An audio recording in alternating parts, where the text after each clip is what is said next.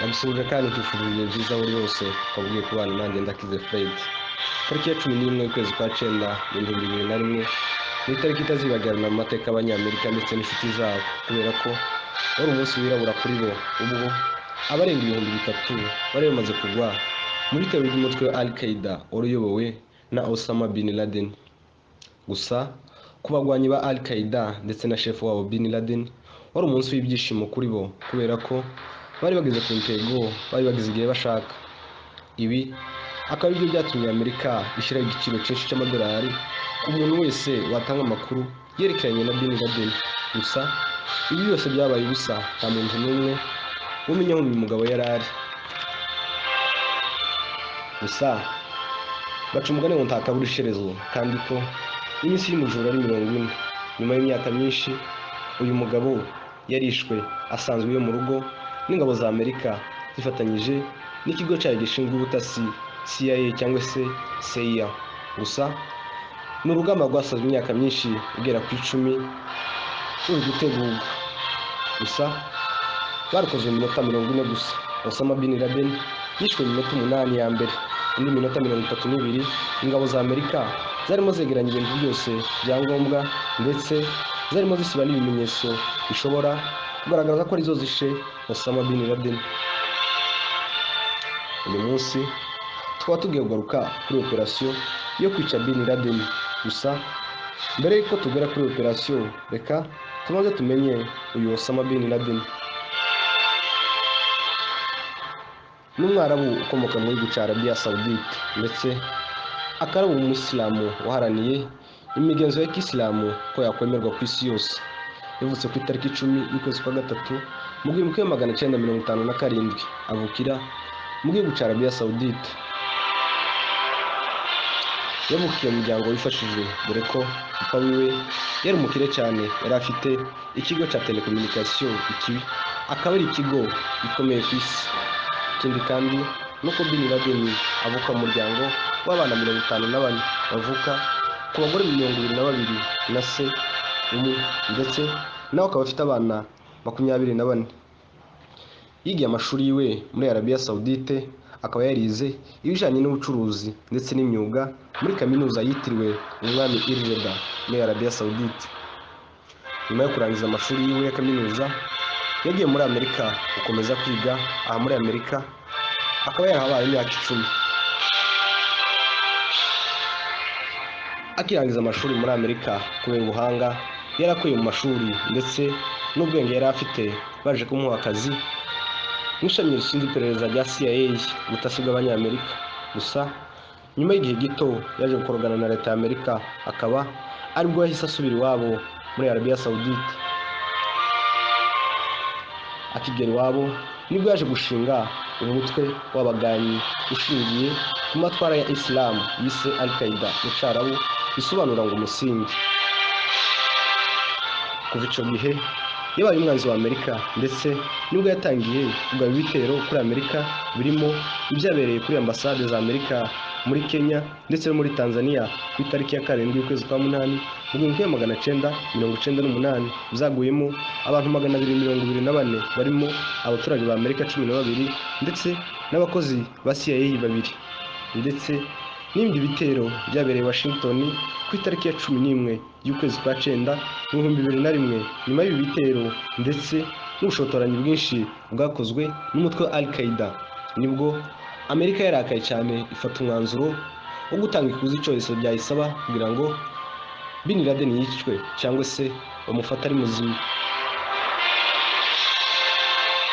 Gusa byari bigoye cyane kumubona kubera ko yari ahantu hatazwi n'umuntu n'umwe usibye abari bamurindiye umutekano.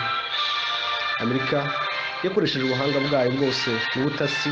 Gusa intasi zose batumagayo zashikaga muri Al-Qaeda zigasanga ari umutwe ufite imiyoborere myiza ndetse n'imibereho myiza, abenshi bahitaga baba abanyamuryango ba Al-Qaeda. Gusa amakuru y'aho bin Laden yaba atuye yaje gutangwa n'imfungwa y'umunyarabia Saudite yari yarafashwe ubwo ingabo za OTAN zari ziyobowe na Amerika zarwanaga n'iz'abatalibani mu 2001 mu rugamba rwiswe Tora Bora. akaba ari urugamba rwari rugamije gufata Osama bin Laden, ndetse ayo makuru yaje gushimangirwa n'izindi mfungwa zibiri za Al-Qaeda zafashwe na Amerika, ndetse n'undi umwe mu bagwanyi ba Al-Qaeda watorotse Al-Qaeda, ndetse ayiba ibihumbi 100 by'amadolari hamwe n'inyandiko nyinshi z'ibanga za Al-Qaeda. Akimara gushika, uyu mutwe Al-Qaeda yahise yishyira mu maboko y'Abanyamerika. Aya makuru yose CIA yari imaze kubona, ndetse n'ubundi butasi bw'ikoranabuhanga, nibwo hatangiye gutegurwa umugambi wo kwica Bin Laden. Nyuma yo gufata amafoto hakoreshejwe satelite, nibwo babonye inzu Bin Laden yari atuyemo. Gusa iyi nzu yari irinzwe cyane, ndetse yari ahantu mu ishyamba, ndetse hakikijwe n'ikigo cy'ubutasi bwa Pakistan, ndetse yari iri mu gipangu gikikijwe n'insinga nyinshi. Kari akazi katoroshe ku butasi bwa Amerika. Nyuma y'igihe kirekire hashakishwa amakuru yerekeranye na Bin Laden, mu kwezi kwa 4 mu 2010 nibwo perezida wa Amerika Barack Obama yatanze uruhusa kugira ngo hatangire gutegurwa operasiyo yo gufata Osama bin Laden.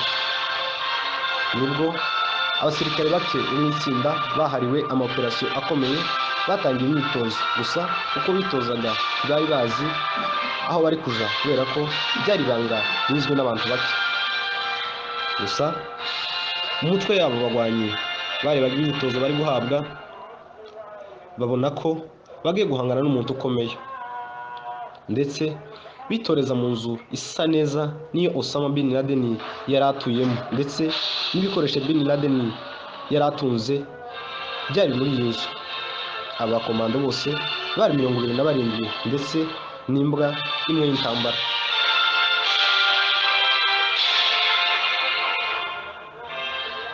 Abakomando bose bahagurutse mu ndege z'akajugujugu zibiri zidahinda kandi zidasohora umwotsi.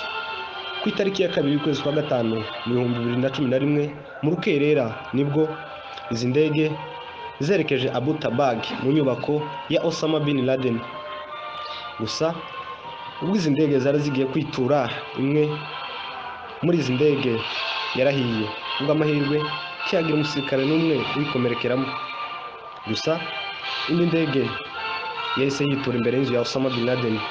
Bakiva mu ndege babomoye umuryango w'inzu ya Osama bin Laden. Bakigera mu nzu mu igorofa ya mbere, bahuye n'umuhungu wa Osama bin Laden ashaka kubagwanya. Gusa bahise bamurasa ahasiga ubuzima.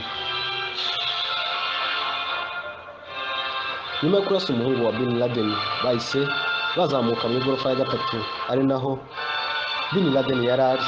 Umwe mu basirikare ba Amerika yinjiye mu cyumba Bin Laden yari arimo, ahita amurasa amasasu 2 mu mutwe, ahita apfa. Gusa akimara kumurasa, umusirikare yataye ubwenge kubera ko yari yishe igitangaza. Gusa uko operasiyo yagendaga kose, Obama ndetse n'abandi bantu bakomeye muri White House nibo barimo bayireba kuri telefone cyangwa se ku mashusho ya live. Nyuma yo kwica Bin Laden, ingabo za Amerika zafashe impapuro ndetse n'amashini y'ibanga ya za Al-Qaeda ziyajana Washington. Nguko uko operasiyo yo kwica umwiyahuzi ukomeye wabayeho mu mateka y'isi yagenze. Wakoze ufata umwanya wawe ukareba ino video.